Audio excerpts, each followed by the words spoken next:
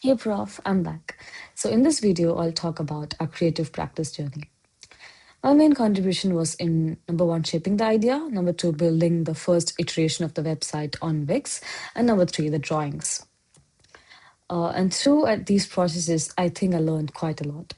So the starting point for us was this realization that when people look at a bamboo basket, they only see the final product. They don't see the time, the effort, the number of people involved, or the entire process behind it.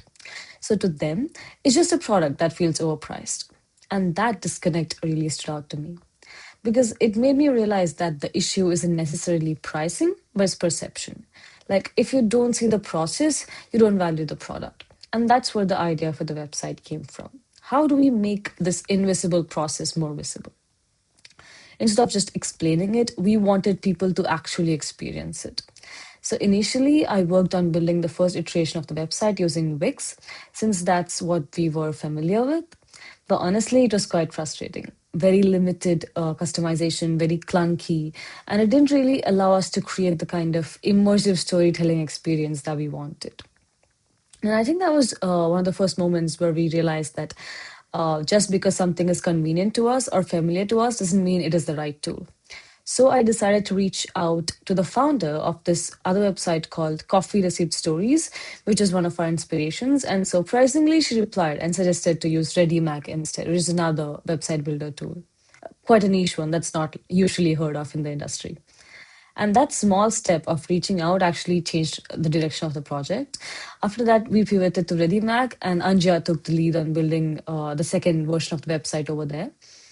Alongside that, I also contributed to the drawings, which were a big part of how we told the story. Because instead of just using photos, we chose to use hand drawn illustrations to make it feel more personal and closer to the idea of handmade craft.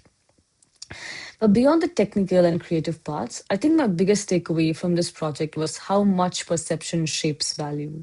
Because throughout the process, we kept coming back to the same idea. The product itself hasn't changed, the basket is still the same. But the way it is represented, the story behind it, and how much the buyer understands, that completely changes how much they value it.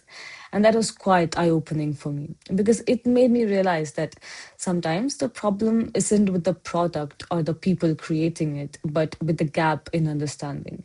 And if you can bridge that gap through storytelling, design, or even just better communication, you may actually create really good impact. And also, similar to what I mentioned earlier, this project wasn't just the work of the five of us. There were so many people in Ubon who contributed in really small ways through workshops, through sharing their stories, and just being part of the process. And I think seeing their effort and their compassion really grounded the project for me. Because at the end of the day, this wasn't just a website, it was our attempt to do justice to their work. So, yeah, overall, this project really changed how I think about value, perception, and the role of storytelling in impact.